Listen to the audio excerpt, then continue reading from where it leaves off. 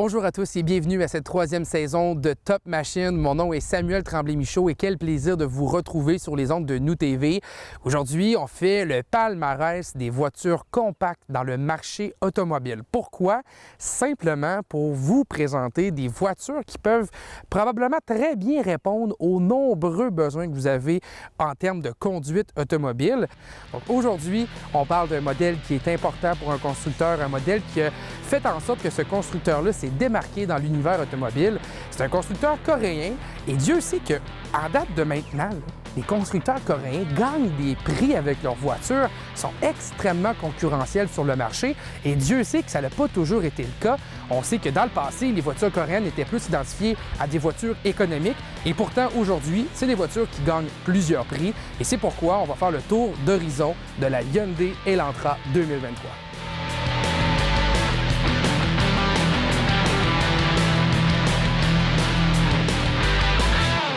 La Hyundai Elantra 2023 est la 7e génération de ce véhicule-là. À vrai dire, la Hyundai Elantra est arrivée en 1990 sur le marché québécois.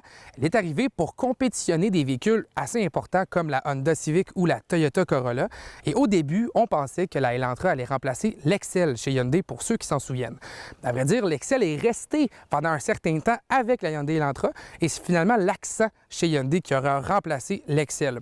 Donc, l'Elantra arrive comme voiture compacte dans la gamme et en 1995, on la renouvelle complètement pour la deuxième génération. Cette génération-là se voulait une continuité de la première génération, mais c'était quand même un nouveau véhicule qui venait prendre une nouvelle place dans le marché. Je vous dirais que la troisième génération était un petit peu plus importante parce que c'est là qu'on a connu l'édition GT de la Elantra, qui était l'édition avec le coffre arrondi à l'arrière, donc un peu plus hatchback.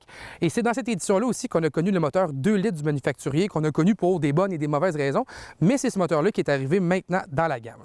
En 2005-2006 à peu près, je vous dirais, donc vous voyez un peu l'espèce de cycle qui se passe. À chaque 5 ans à peu près, le constructeur renouvelle son produit. On a connu la 4e génération de l'Elantra et cette 4e génération-là se voulait vraiment renouvelée. Donc, on venait prendre un pas de plus dans le marché. On assumait encore plus la statut de voiture compacte. Et c'est aussi le véhicule en 2009 qui a gagné la véhicule le plus fiable selon le Consumer Report, quand même un prix important pour le constructeur Hyundai qui commençait à prendre beaucoup plus de galons dans l'industrie.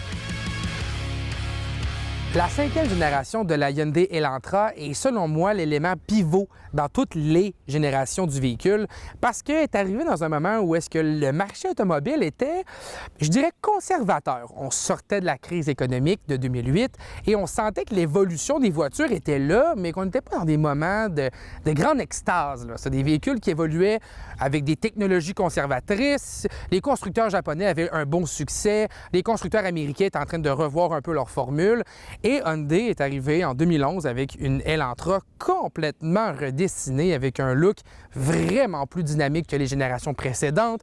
On a conservé le moteur 1.8 litres et le 2 litres est également disponible dans cette génération-là jusqu'en 2016.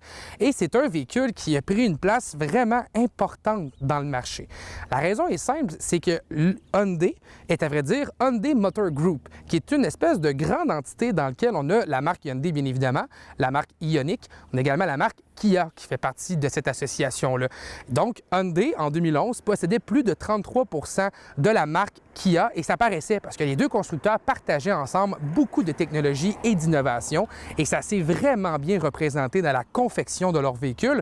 C'est cette année-là, en 2011, qu'on a vu apparaître la Hyundai Sonata qui était aussi complètement flamboyante et chez Kia, on a laissé place à la Optima qui a remplacé la Magentis, un véhicule qui était vraiment désuet. On arrive avec la Optima renouvelée, bien équipée avec des motorisations vraiment surprenantes et on a pris une place dans le marché. Je pense que c'est vraiment là, cette année-là, 2011, qui a été l'espèce de vent de fraîcheur pour les constructeurs coréens et on le voit vraiment avec l'Elantra de 5e génération.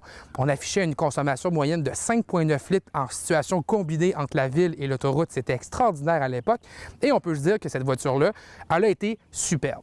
Il y a quand même eu quelques problèmes. On a vécu les problèmes de moteur 2 litres où est-ce qu'il y a eu de grands rappels de la part des manufacturiers Kia et Hyundai parce que les moteurs ont eu des problèmes de soupape qui ont fait en sorte que les véhicules brisaient. Donc, on a eu un grand rappel dans l'ensemble des moteurs 4 cylindres 2 litres.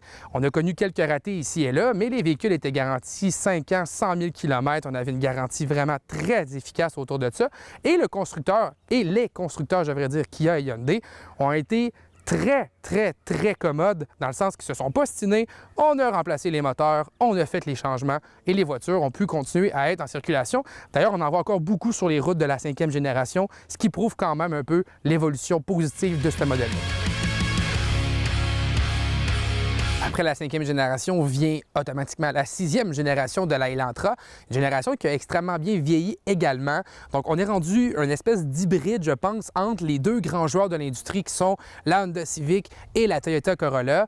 L'Elantra était un petit peu moins puissante que la Civic, mais plus puissante que la Corolla. L'Elantra était un petit peu moins spacieuse, ce qu'on va avoir des fois dans la grosseur de coffre de la Corolla ou de la Civic, mais on se trouvait juste toujours entre les deux. On était comme toujours placé entre les deux et le véhicule devenait rapidement une alternative très intéressante, surtout au niveau du prix et du rapport équipement. On a toujours eu une panoplie d'équipements à bord de ces véhicules-là, que ce soit le Bluetooth, que ce soit les bancs chauffants, l'air climatisé, les vitres électriques. Et ça, c'est d'histoire. Donc, dans l'ensemble des générations de l'Elantra, on a toujours eu des véhicules qui étaient bien garnis. Je suis pas en train de vous dire que tout est parfait, par contre. On a connu, comme je l'ai dit un peu plus tôt, des problèmes au niveau de la motorisation 2 litres. On a connu des problèmes également avec la transmission IVT chez le constructeur, qui est à vrai dire une transmission CVT. Mais on a connu des problèmes avec ça. Chose positive, par contre, c'est que les manufacturiers Kia et Hyundai ont toujours assumé leurs responsabilités et à moins d'une situation très particulière, on faisait les réparations selon les garanties établies sur les véhicules. Donc ça, on peut quand même le soulever, mais je ne veux pas nécessairement dire non plus que tout était parfait. La 6e génération qui a commencé en 2016 s'est conclue en 2021. C'est dans cette génération-là aussi qu'on a connu la Elantra Sport, une édition avec un moteur 1.6 litres turbo qui développait 201 chevaux tout de même. Et maintenant, on est rendu à la 7e génération de cette voiture compacte-là.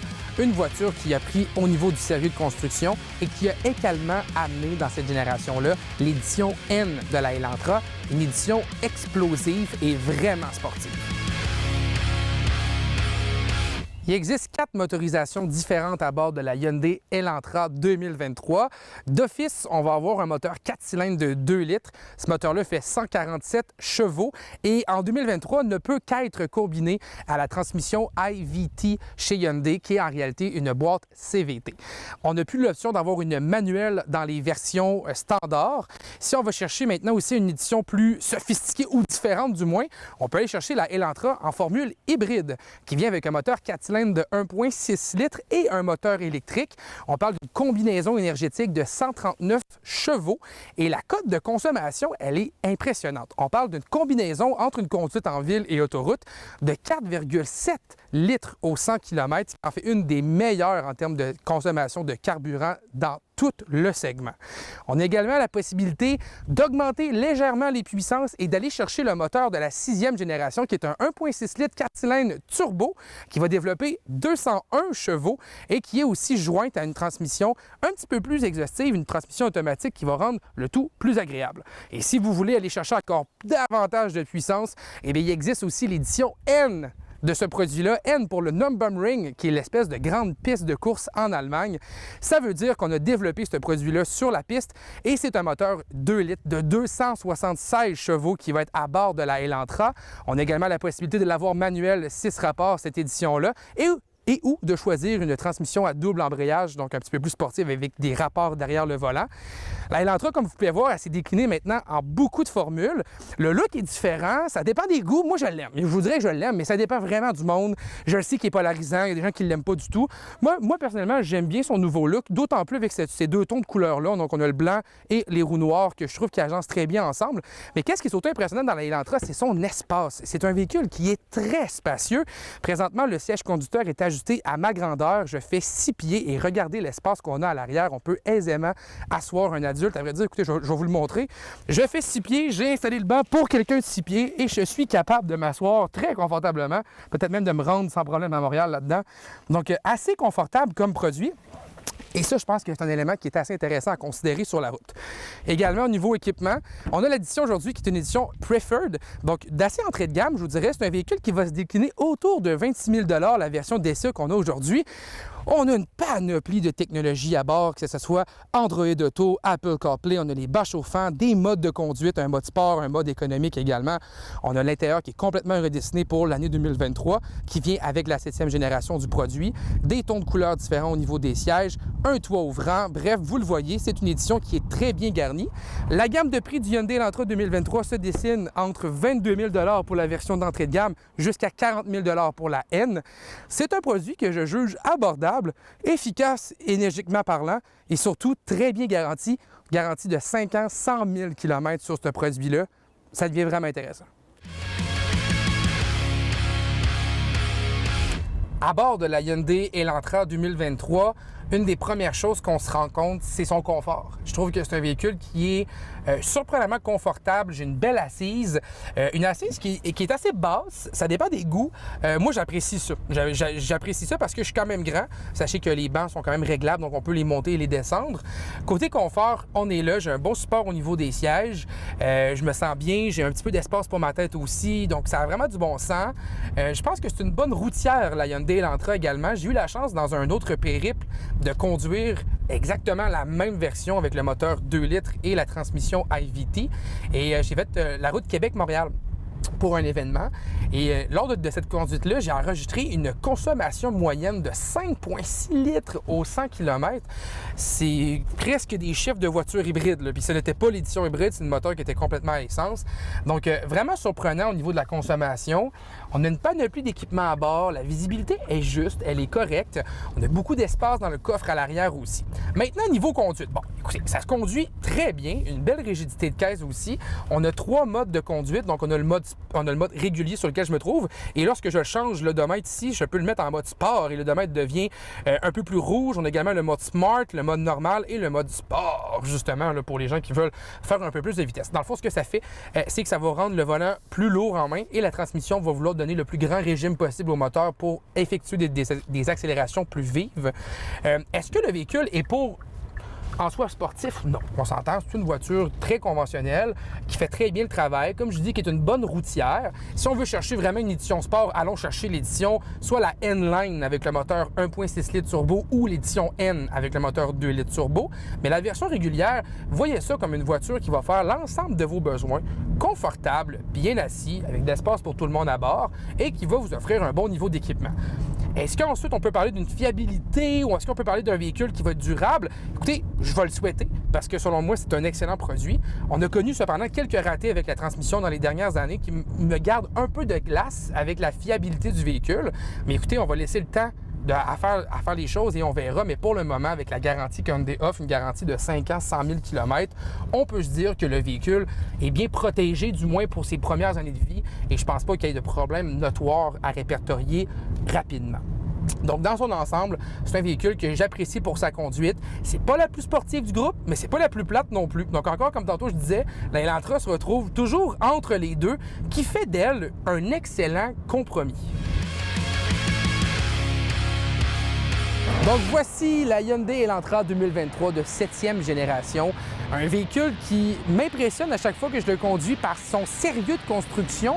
C'est un véhicule aussi que j'apprécie beaucoup dans son ensemble. Je suis déçu de quelques éléments, comme particulièrement le fait qu'il ne soit pas disponible en boîte manuelle dans les versions d'entrée de gamme. Qu'est-ce que vous voulez que je vous dise? Je suis un puriste. J'aime ça, les boîtes manuelles.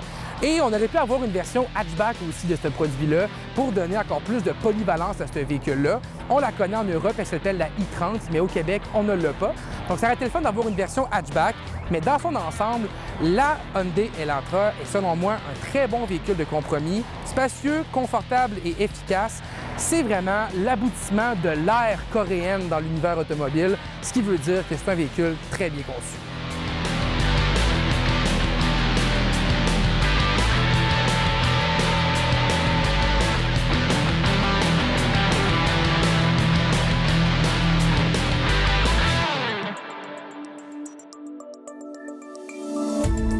Cette émission d'Accès est appuyée par Cogeco et est rendue possible grâce à la collaboration de la communauté avec Nous TV.